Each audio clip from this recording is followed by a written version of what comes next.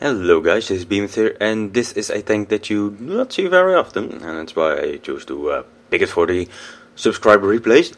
It is a Trogdor in his Panzer II Ausf Yay, or just the 2G, whatever you want to call it. Anyways, it's the Micro Mouse. It's the tank that almost nobody can ever penetrate, apart from some tank actually in this match. Of course, derp guns, Marder 2 is extremely strong against it. But that's not all that I want to talk about, because let's close this window down. No.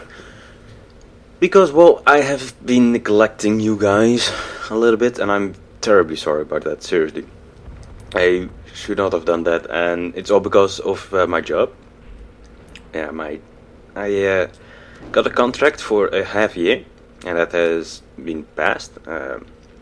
Or that the half year has been passed, so I had a talk with my boss about it, and I actually got a new contract to work for them, and it is for a full year. So I'm completely stress-free, not almost, but that has passed. I'm done with stressing about my job for now. Anyways, we see a Panzer 35T come up against Micro Mouse, and yeah, he has no chance.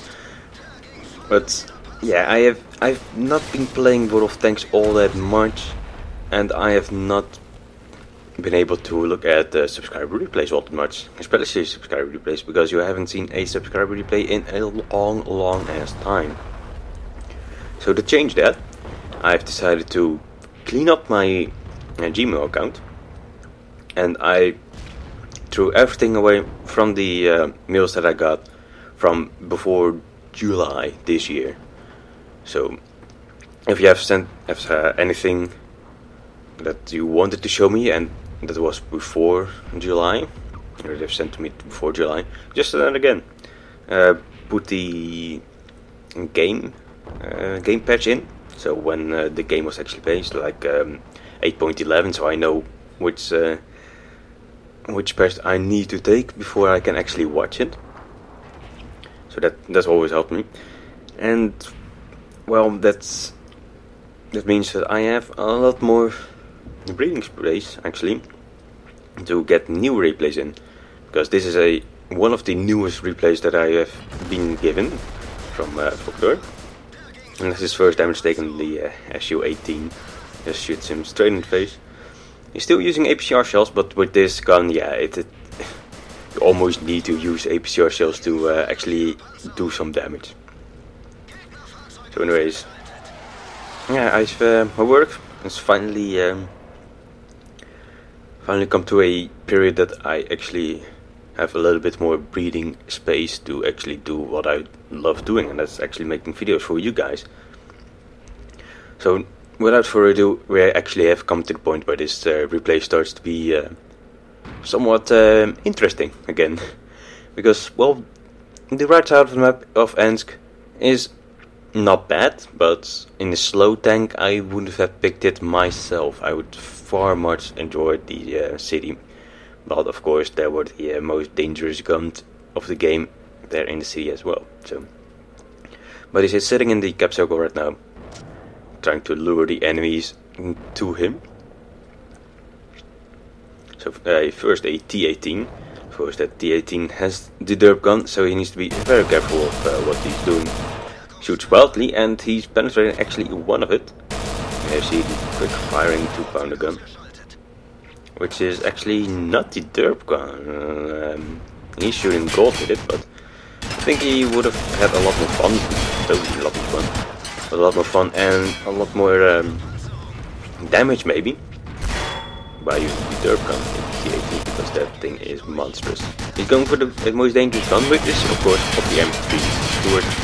Those Panzer I outfooting say do not stand one single chance of actually penetrating him, so yeah, it's not ever going to happen. But the M3 is not the only one that can penetrate, because believe it or not, the Vickers Type B, the Chinese Tier 2 lighting, can also penetrate him. Maybe not all that often with AP shells or APCR shells, but he can actually penetrate, and you will see in in a bit that he actually can. I'm trying to get rid of these annoying Panzer when I was going to say, because, well, yeah, you see on the left side of the screen, there's a lot of bounces going on, and it's mostly of the offense one, I'm going to say. You also see in chat that somebody wants to get his top gun denied. Well, and of course he just goes on a killing rampage and kills two right after each other, so he has actually got the Top Gun medal. There's 7 kills, but the enemy has a Marder 2 sitting in our cap circle, which then gets, and yeah, that's almost only the thing that they could do. They could go on with the M3 Stuart, and if the T-82 had the derp gun, they just rolled forward, just beat the shit out of him. But they did not. They won anyway, and Troctor, not Foktor. I've been playing Shadows more way too much, actually. Anyways, this was one replay. We're on to the next one.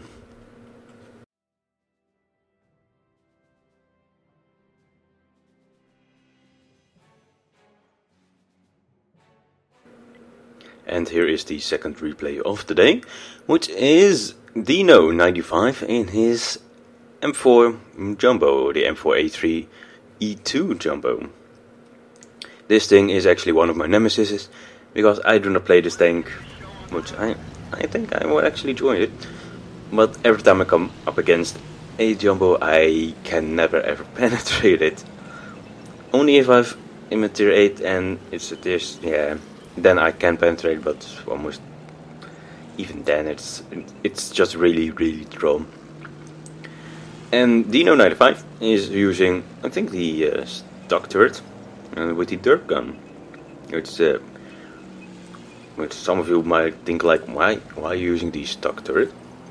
Well, the stock turret of the Jumbo has actually got more armor, and yeah, it does not turn that quickly as the top turret, and it doesn't have the view range of the top turret. But if you're using the derp gun anyway, then yeah, it's with the stock turret with more armor, it's actually way more troll than you think it would be with a lesser turret, so to speak. Anyways, it's a 36 map on heavy, and yeah, he's gonna do some damage. But if you look at the enemy team, this is actually back where the K1S's were actually tier 6. So they were very dangerous. K1S is still pretty dangerous, and well, now we have the KV-85, and with that 100mm gun, it is very dangerous. Anyways, H100 of the enemy team has already decided that, yeah, he wanted to have a little bit of sim. It is a hot day up there on Abbey, and he decided to seek the water out. But not knowing that his tank could not swim, so he drowned. Now there's two K1S's up against him, and those two are actually platooned up, which you can see right there. Yeah, those two guys are platooned up together, and they actually coordinate in finishing off the SU-100 of our team. So both of the teams have lost their SU-100s, so no 122mm TD gun in their faces anymore. But of course the K1S still have the 122mm gun, as demonstrated right here by one of the enemy K1S's. You get a shot in on the upper plate, which somehow actually penetrated. I have no idea why that. Every time I shoot right there, it's just bouncing off every time. But this K1S is reloading, or trying to, but you know, if we have the derp gun and HE shells, there's no hiding, because, well, he can shoot you anywhere on your tank and to actually do damage. He's trying to go a little bit for weak spots, and right there, because if the shell does penetrate, it does do massive amounts of damage. 123 HP left, but that was not enough with a splash of the HE shell. But the K1S just rolled forward, just while Dini was reloaded. Now we have the KV-2, which does have the 152mm derp gun, but yeah, it's the M10.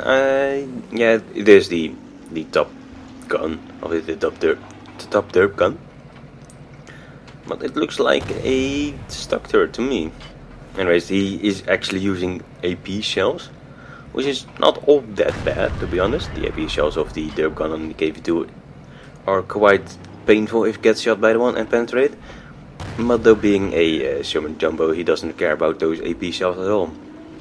110mm of penetration or even 136mm of penetration is not nearly enough to actually get a penetrating hit on him.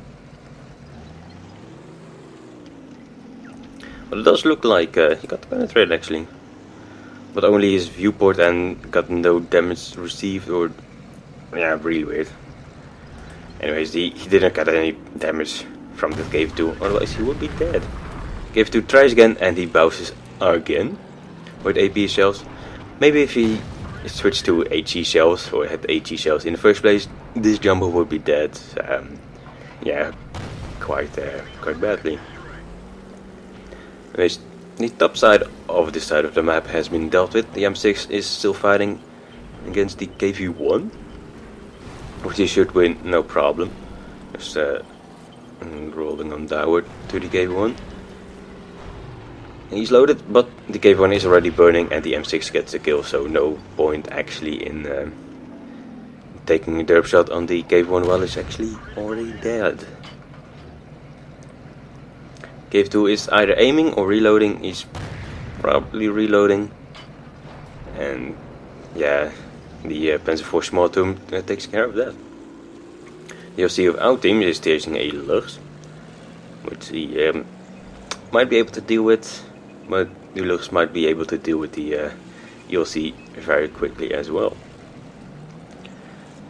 But Dino has excellent map awareness actually, because he is looking at the map and he sees that the ARL-44 and the Panzer IV small tomb are actually assaulting his base. So already notifying his friendly team that the base is under assault, and the Panzer IV small tomb sees it and is actually going backwards. Even the M6, I think, yeah, M6 is trying to get back, but he is a big slow beast, so that may even take a while. Anyways, if Dino sits in this bush right in front of him right there, he can actually see his own base and probably will take good shots with his HE shells to defend the cap. He's almost one of the best defenders of the cap zone, because you know, HE shells, they do always do some damage if you hit them, and it does hit the ARL side on, but it does not penetrate, which is kind of weird. Maybe hit the turret or a weird angle on it that it does not penetrate, but it does not need to penetrate. He does do damage every time when he pulls the trigger. Panzer IV small tomb trying to back off, but he is side on, and his HE and the HE shells of Dino does not care about him. He goes him off immediately. Gets a bounce on from the ARL-44, and he knows that he has to reload on him, so he just takes aim for the turret a little bit to the cupola, and it does hit. I think it hit the top side of the turret. It did not matter all that much because the ARL-44 is dead, and Dino in his Sherman Jumbo is still alive. There is only a Sherman Jumbo of the enemy team still alive, so if he plays smart the enemy Jumbo, he can actually win this. But he does not need to roll around crazy, going for the small tomb, ramming him. And oh, he's not using the derp gun, he's using the rapid firing M4A3E2 gun. Dino dunks his shot and, well, rolling through the side, and that will easily penetrate. 177 damage, and that's a top gun for Dino in his M4 Sherman Jumbo. So let's take a look at the results. And here we can actually see the results, apart from the other game that I never had any result from. Anyway, M4 Sherman Jumbo is very troll with this armor, and of course with the derp gun it can penetrate it, well, do damage every shot. If you hit, of course. Anyways, that was his master badge, together with a high caliber Top Gun and Defender medal. He did not had a pre-workout at the time, so he only got 28,714 credits for it and 1,377 experience, which is not bad at all actually, not bad at all. They do a bunch of damage, of course to the both of the KV2s and both two of the KV1Ss. Actually, yeah, with both of the KV1Ss that he shot at, yeah, they got a lot of interior damage as well. I think most of them were, I think, track damage. But yeah, it's always something that you get with the dog gun. Anyways, moving on to the team score, and he actually did the 1377 base experience, which is very, very good indeed. Also, the Panzer IV small tune did not do that badly at all. Even the Matilda did do quite a bit of damage. For being a tier 4 in a tier 6 game, it did actually do quite a lot of damage. Even more than the M6, two Hellcats, the KV2, and the ERL 44. So yeah, a good job on Mr. ATTT with the Matilda. And I'm babbling on again. The to the port. 32 shots fired, 26 of them hit, but only splashed. I have no clue what that actually was, but most likely that was with the two KV1Ss. He shot one of them, splashed, and hit damaged tracks or something like that to the other KV1S, which of course can very, very much happen. It says 26 penetration, but do not be fooled by that, because it was actually 26 of them were damaging shots, and that's how it calculates the penetrations. So 2600, holy shit, 2630 damage, and 3200 damage blocked by armor, which is very, very good.